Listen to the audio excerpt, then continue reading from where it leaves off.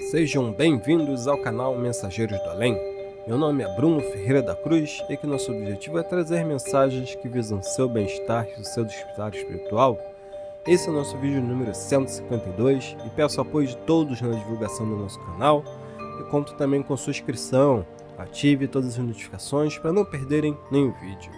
O vídeo de hoje é uma continuação do anterior e vamos aprender um pouco mais com Ramatiz. Ele vai trazer novas lições sobre o perispírito, o futuro do planeta Terra e a transição planetária. Além disso, a missão aí da doutrina espírita. Será que os espíritas estão com a verdade aí segundo a visão de Ramatiz? Será que a codificação kardeciana está correta? Vamos descobrir no vídeo de hoje. Para quem não assistiu o vídeo anterior, segue o link no card acima. O conteúdo é baseado no livro Elucidações do Além, psicografado por Hercílio Mais, através do espírito Ramatiz, livro de 1964. Quem tiver interesse em adquirir o livro em questão, deixarei o link fixado nos comentários. Dito isso, vamos lá. Pergunta: por que os doutrinadores e líderes espíritas não explicam aos adeptos do espiritismo a realidade exata do perispírito? Pois, em geral, eles limitam-se a citar só aquilo que Kardec enunciou. Evidentemente, isso é uma questão de simpatia ou culpa da excessiva ortodoxia ainda dominante no seio da doutrina espírita, pois o próprio Allan Kardec foi muitíssimo claro ao enunciar o seu pensamento de que o espiritismo deve incorporar em sua doutrina tudo aquilo que, depois de passar pelo crivo da razão e resistir à pesquisa científica, seja útil e benéfico ao homem. Não há desdouro nenhum para os espíritas operarem além da linha kardecista, em busca de novos conhecimentos sobre o acervo espiritualista, que já serviu para alicerçar movimentos e doutrinas tradicionais como a Rosa Cruz, a Teosofia, o esoterismo e a Yoga. Aliás, as noções, os aspectos e os estudos que vos parecem inéditos sobre a anatomia e fisiologia do perispírito não constituem novidade, pois trata-se de matéria e ensinamentos conhecidos há muitos séculos por todas as escolas iniciáticas do mundo. É de senso comum que os mais avançados conhecimentos secretos acerca da imortalidade da alma sempre provieram do Oriente e principalmente da Índia.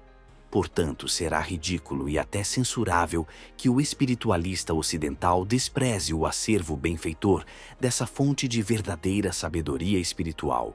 Os Vedas, há 4.000 anos 7, já ensinavam as minúcias do corpo mental, corpo astral e o duplo etérico com o sistema de chakras, enquanto Hermes Trismegisto, o iniciado do Egito, já o fazia à luz dos templos de Ra. Coube a Kardec popularizar, no limiar do século XX, certa parte menos profunda desses conhecimentos espirituais, despertando o cidadão terreno, ainda negligente para com a sua própria vida imortal. No entanto, se o espiritismo significa a porta aberta para a revelação espiritual, cabe ao discípulo penetrar no templo e desvendar os mistérios de sua própria imortalidade, assim como conhecer a fonte onde os espíritos firmaram seus conceitos para a codificação espírita.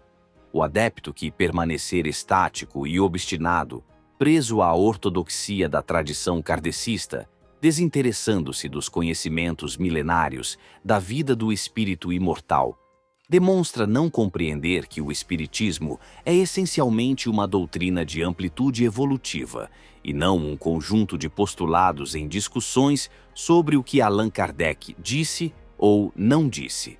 Nota do revisor: vide os hinos dos Rig Veda, o Bhagavad Gita e o Dhammapada, o poema Ramayana, em que o leitor, mesmo de pouco treino no simbolismo hindu, verifica que tais obras disfarçam os conhecimentos iniciáticos mais importantes do espírito, abrangendo a interligação do corpo mental, o corpo astral e o duplo etérico com os chakras.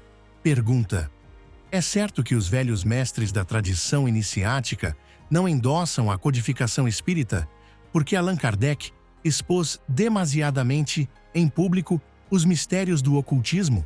Allan Kardec foi um dos mais avançados mestres de iniciação esotérica do passado, bastante familiarizado com a atmosfera dos templos egípcios, caldeus e hindus. E inúmeros iniciados que desenvolveram suas energias psíquicas e despertaram seus poderes espirituais nos ambientes dos antigos templos iniciáticos também estão agora encarnados na Terra e cooperam valiosamente na seara espírita. Pouco a pouco, eles revelam os conhecimentos ocultos que Allan Kardec teve de velar em sua época por falta de um clima psicológico adequado e favorável aos ensinamentos esotéricos em público. Esses iniciados, com o auxílio da própria ciência profana, extirpam gradualmente da prática mediúnica muito compungimento lacrimoso e religioso, que não se coaduna com o espírito científico, lógico e sensato dos postulados espíritas, cada vez mais avançados. O espiritismo simplificou os ensinamentos complexos do Oriente, como a reencarnação e a lei do karma, expondo-os de modo conciso e fácil, sem as sutilezas iniciáticas, os simbolismos complexos e as grafias sibilinas do sânscrito, graduando-os de acordo com a capacidade mental dos seus adeptos ainda imaturos para uma didática muito esotérica. A Terra é uma escola de educação espiritual primária que só libera os seus alunos depois que eles forem aprovados em todas as matérias nela existentes. Os espíritas sabem que não há graça nem privilégios extemporâneos na senda da evolução espiritual. Por isso, quando o discípulo desperta para a realidade da vida imortal, ele encontra-se diante de um problema capital de sua existência, porquanto, ao mesmo tempo, entram em conflito, na sua consciência, os instintos primários do animal e a súplica do anjo para que ele prefira lutar para subir ao paraíso. É o momento cruciante que os hindus definem como o adepto caminhando sobre o fio da navalha, porque realmente ele encontra-se angustiado e indeciso entre o céu e o inferno, pois tem de desintegrar a personalidade do homem velho, dando ensejo ao nascimento do homem novo, do padrão angélico enunciado por Paulo de Tarso. Depois que o homem encerra a sua iniciação espiritual na Terra, aprendendo todo o alfabeto das matérias primárias que lhe testam o coração e lhe desenvolvem o intelecto, então será promovido para o mais próximo ginásio planetário. Não é justo que os alunos reprovados no curso primário terreno, antes de haverem assimilado integralmente os seus ensinamentos de menor envergadura espiritual, devam ingressar num curso superior. Pergunta: assim que reformarmos as leis da Terra, os alunos também alcançarão melhor graduação espiritual, não é assim? Querer reformar o cenário da Terra sem, antes, cristianizar o homem e seu habitante é como tentar endireitar a sombra de uma vara torta sem, primeiro, endireitar a vara. O ambiente moral e social da Terra é a projeção coletiva ou a média espiritual de cada um dos seus cidadãos de curso primário. Assim que tais alunos completarem o seu curso de alfabetização espiritual e merecerem sua transferência para outros orbes de melhor graduação sideral, nova leva de analfabetos baixa do mundo invisível para substituir os que forem promovidos. As modificações fundamentais do ambiente da Terra dependem essencialmente de melhorar o padrão espiritual dos seus habitantes, pois os alunos analfabetos não se mostrarão mais inteligentes só porque pintam as paredes do grupo escolar. A simples providência de se vestir o selvagem com fraque e cartola não o torna um fidalgo capaz de habitar luxuoso hotel. Os espíritos alfabetizam-se participando do drama evolutivo no velho cenário terreno em que a vida é um acontecimento importante. Mas, na realidade, as cenas e os fatos se repetem, como já acontece há séculos, sob outras vestes e costumes, pois as ligações são semelhantes. Lembra o que acontece com as escolas primárias modernas, em que, apesar de se providenciar melhor ambiente, mais luz, higiene e adotar-se métodos pedagógicos eficientes, os alunos têm sempre de começar pelo ABC.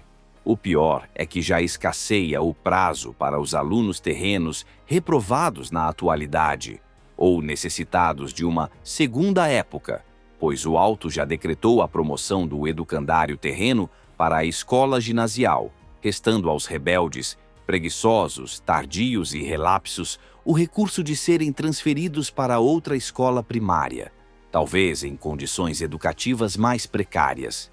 Mas o Espiritismo muito fará para esclarecer o terrícola nesta hora profética, cumprindo-lhe, então, popularizar os ensinamentos ocultos, já manuseados por outros movimentos espiritualistas, pois a codificação espírita, em verdade, ainda não terminou. Aliás, prossegue incessantemente regida pela mente espiritual do próprio Allan Kardec. Pergunta.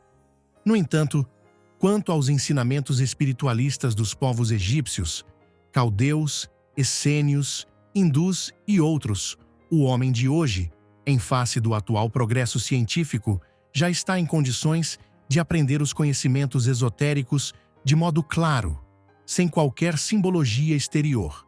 Não é assim? Sob a responsabilidade dos espíritos superiores, a literatura espírita tem por objetivo essencial conduzir o terrícola à sua mais breve angelitude.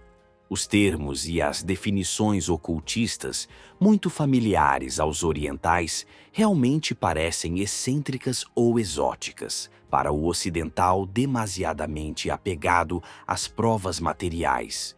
Porém, sob a inspiração do alto, o Espiritismo já atualiza os ensinos milenários do Oriente, assim como também os comprova à luz dos laboratórios da ciência profana, expondo à compreensão do homem comum aquilo que antigamente só era conhecido dos velhos iniciados templários. 11. Os ensinamentos da vida espiritual, quando são demasiadamente complexos ou avançados, transbordam da mente comum e perturbam o homem imaturo, podendo torná-lo num místico exagerado ou num ateu irredutível. Pergunta. Qual seria uma suposição ou conjectura que nos convencesse quanto à existência do perispírito? Evidentemente, sem o perispírito não existiria o homem ou o indivíduo, porquanto o espírito, a chama imortal do ser, na verdade, é a essência do próprio Deus a formar o pano de fundo da consciência humana. Jesus foi bastante claro quando anunciou: Eu e meu Pai somos um. Vós sois deuses, o reino de Deus está no homem. E o Gênesis explica que o homem foi feito à imagem de Deus. Pergunta. Poderíeis dar-nos algumas noções do perispírito, quanto ao fato dele ser constituído por outras partes ou corpos imponderáveis, como o mental e o astral, sem que, no entanto, perca a sua unidade fundamental? O perispírito, integrado por diversos elementos, é realmente um só equipo ou instrumento intermediário representativo da vontade, do pensamento e dos desejos do espírito na sua manifestação para o corpo físico. Já dissemos que entre o perispírito e o corpo de carne ainda existe o duplo etérico, como a ponte que relaciona as manifestações do mundo espiritual e as ações do mundo físico, num serviço recíproco de alta precisão. Aliás, o próprio corpo físico é uma só unidade e, no entanto, compõe-se também de vários sistemas como o sanguíneo, nervoso, linfático, ósseo, endocrínico, muscular, os quais, embora sejam partes distintas entre si, formam um todo homogêneo. Em equivalência, lembramos que a água, embora não se divida nem mude em sua integridade fundamental, ela pode apresentar-se sob diversos aspectos ao mesmo tempo, como seja quente, perfumada, doce, magnetizada ou colorida. Finalmente, encerrando este capítulo, insistimos em lembrar-vos que o perispírito é o corpo imortal do homem, enquanto o duplo etérico não faz parte dele, mas é somente o veículo intermediário, provisório, que lhe serve apenas durante a existência física e depois da morte do homem, dissolve-se na intimidade da terra, vagando, por vezes, sobre os túmulos. Nota do revisor. Ramatiz tem razão, pois a literatura espírita e mediúnica já amplia as suas demarcações doutrinárias sob o contato e pesquisa dos outros movimentos espiritualistas, mas sem abalar os seus fundamentos morais. A obra Entre a Terra e o Céu, páginas 126 a 129, de André Luiz, através de Chico Xavier, aborda o assunto milenário dos chakras, ou centros de força do duplo etérico, explicando os mesmos sob a nomenclatura hindu, como o chakra coronário, considerado o lótus de 1000 pétalas, e expõe longa dissertação sobre a fisiologia do perispírito nos moldes da fisiologia oriental. Enquanto Emmanuel, no capo Perispírito, da obra Roteiro, diz: o perispírito não é um corpo de vaga neblina, e sim organização viva, a que se amoldam as células materiais. Vide as obras Roteiro, de Emmanuel, Evolução em Dois Mundos, de André Luiz, principalmente os capítulos Corpo Espiritual, Metabolismo do Corpo e da Alma, e também os capítulos 4, 5, 10, 11 e 15 da obra Mecanismos da Mediunidade, capítulo Mentalismo, de Miguel Couto, inserto na obra Falando a Terra. Todas editadas pela Livraria da Federação Espírita Brasileira. Conteúdo maravilhoso, não é mesmo? Bom, espero que tenha ficado claro que Ramatiz em nenhum momento denigre a doutrina espírita e os seus adeptos. Muito pelo contrário, ele aponta o espiritismo como um herdeiro das tradições espiritualistas do passado e que é fundamental na desmistificação dos assuntos transcendentais. Quem quiser contribuir com o canal, seja membro, isso ajudará na produção de mais vídeos como esse. Meu muito obrigado a todos os apoiadores do canal. Ajude esse conteúdo a chegar até outras pessoas, curta, compartilhe. Temos outros vídeos excelentes nos cards ao lado. Namastê, muita luz para todos e até a próxima. Tchau, tchau!